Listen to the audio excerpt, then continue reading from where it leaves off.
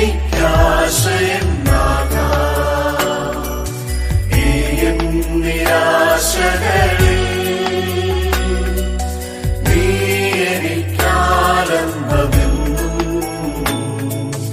എന്റെ പ്രയാസങ്ങളിൽ നീ എനിക്കാശ്രയം നാഥാ, ഈ എൻ നിരാശകളിൽ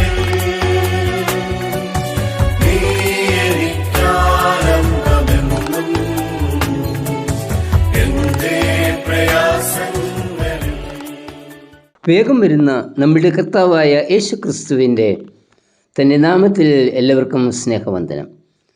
നമ്മുടെ കർത്താവും പരീശന്മാരുടെ കൂട്ടത്തിൽ യഹൂദന്മാരുടെ ഒരു പ്രമാണിയായിരുന്ന നിക്കോദേമോസും തമ്മിലുള്ള സംഭാഷണം രേഖപ്പെടുത്തിയിരിക്കുന്ന തിരുവചനമാണ് യോഹന്നാൻ 3:1 മുതൽ 8 വരെയുള്ള വാക്യങ്ങൾ. ദൈവരാജ്യ പ്രവേശനത്തെക്കുറിച്ചും അതിനാവശ്യമായിരിക്കുന്ന പുതിയ ജനനത്തെക്കുറിച്ചും ഇവിടെ കർത്താവ് സംസാരിക്കുന്നു. പുതിയ ജനനം എന്നത് മനുഷ്യൻ വൃദ്ധനായ ശേഷം അമ്മയുടെ ഉദരത്തിൽ വീണ്ടും കടന്ന് ജനിക്കുന്നതാണോ എന്ന നിക്കോദെമോസ് ചോദിക്കുന്ന ചോദ്യത്തിന് കർത്താവ് നൽകിയ മറുപടിയാണ് യോഹന്നാൻ 3:5 വാക്യം.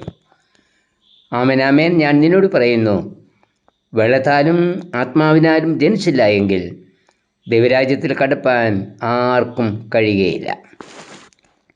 യഹൂദന്മാരുടെ സുപ്രീം കോർട്ടായിരുന്ന സന്നിധിരീം സംഘത്തിലെ അംഗമായിരുന്നു നിക്കോദേമോസ്. സന്നിധിരീം സംഘമാണ് യേശുവിനെ വിസ്താരത്തിന് ഏൽപ്പിച്ചത്. ലൂക്കോസ് 22:66 മുതൽ 23:2 വരെ. ന്യായവിസ്താര സഭയിൽ യേശുവിൻ്റെ വാക്കുകൾ ശ്രദ്ധിക്കാതെ കുറ്റവിധിക്കുവാൻ ഒരുങ്ങുന്ന പരീശന്മാരെ നിക്കോദേമോസ് ശാസിച്ചു എന്ന് യോഹന്നാൻ 7:50-51 വാക്യങ്ങളിൽ വായിക്കുന്നുണ്ട്.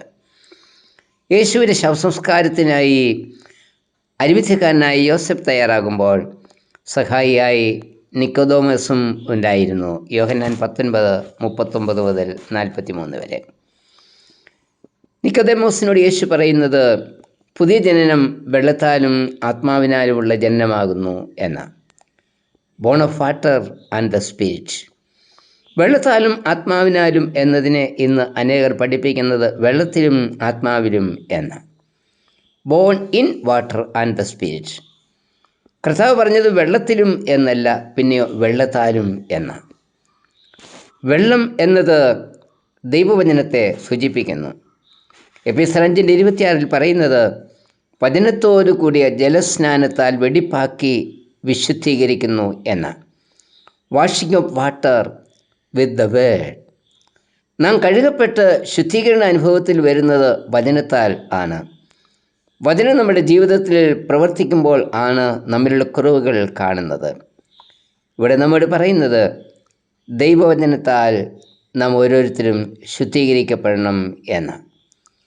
ഇവിടെ വെള്ളം എന്നത് വചനം എന്ന് മനസ്സിലാക്കുമ്പോൾ പുതുജനനം പ്രാപിക്കുന്നത് വചനത്താലും ആത്മാവിനാലും ആയിരിക്കണം എന്ന. നമ്മെ ശുദ്ധീകരിക്കുന്നത് ദൈവത്തിൻ്റെ വചനം ആണ്. വചനം നമ്മെ രൂപാന്തരപ്പെടുത്തുന്നു. വെള്ളം ഒരിക്കലും നമ്മെ രൂപാന്തരപ്പെടുത്തുകയില്ല. നമ്മുടെ വായനാഭാഗത്ത് 2 ജനനത്തെക്കുറിച്ച് പറയുന്നുണ്ട്. ജഡത്താൽ ജനിച്ചത് ജഡമാകുന്നു, ആത്മാവിനാൽ ജനിച്ചത് ആത്മാവാകുന്നു. യോഹന്നാൻ 3:6 വാക്യം. അതായത് ജഡത്താൽ ഉള്ള ജനനവും ആത്മാവിനാൽ ഉള്ള ജനനവും, ഈ 2 ജനനമാണ് മനുഷ്യന് ഉള്ളത്. ജഡത്താൽ എന്നത് മനുഷ്യൻ്റെ പാപ അവസ്ഥയാണ്. ആത്മാവിനാൽ എന്നത് ദൈവത്തിൽ നിന്നുള്ള മനുഷ്യൻ്റെ അവസ്ഥയാണ്. പാപത്താൽ വീണുപോയവർക്ക് സ്വയമായി വീണ്ടും ജനിപ്പാൻ കഴിയില്ല. അതിന് ദിവ്യമായ ഒരു ഇടപെടൽ ആവശ്യമാണ്. ദൈവാത്മാവിന് മാത്രമേ ആ ഇടപെടൽ നടത്തുവാൻ കഴിയൂ. അതുകൊണ്ട് ഉയരത്തിൽ നിന്നുള്ള ദൈവാത്മാവിനാൽ ജനിക്കണം എന്ന് പറഞ്ഞിരിക്കുന്നത്. കൊലോസ്യർ 3:1 പറയുന്നത് ഉയരത്തിലുള്ളത് അന്വേഷിക്കണം.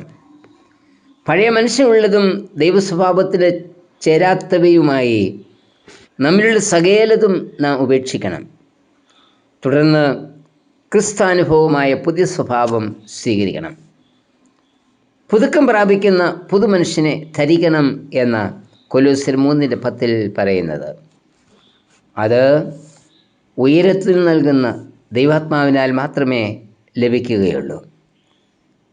അതാണ് കർത്താവ് പറഞ്ഞ ആത്മാവിനാൽ ഉള്ള പുതിയ ജനനം. ആത്മാവിനാൽ ലഭിക്കുന്ന പുതുജനനത്തിൽ കൂടി മാത്രമേ നമുക്ക് ദൈവരാജ്യ അനുഭവത്തിലേക്ക് പ്രവേശിപ്പാൻ കഴിയൂ.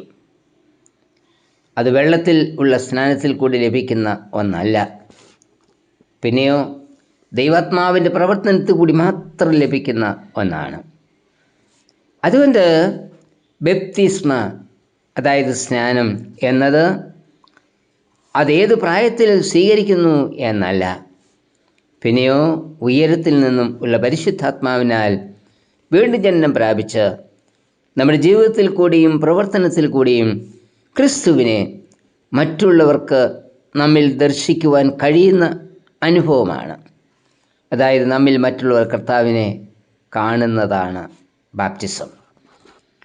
ദൈവജനത്താൽ ശുദ്ധീകരിക്കപ്പെട്ട് ഉയരത്തിൽ നിന്നുള്ള ദൈവാത്മാവിനാൽ പുതുക്കപ്പെട്ട് പുതുമനുഷ്യനായി ജനിക്കണം.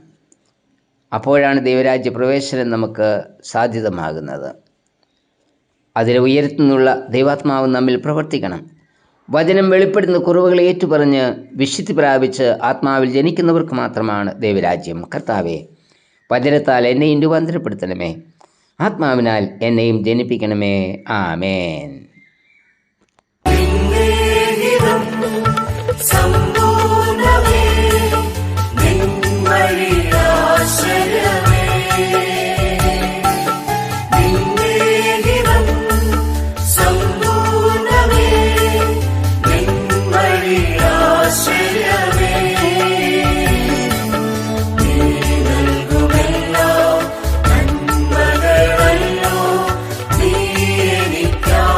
Yes.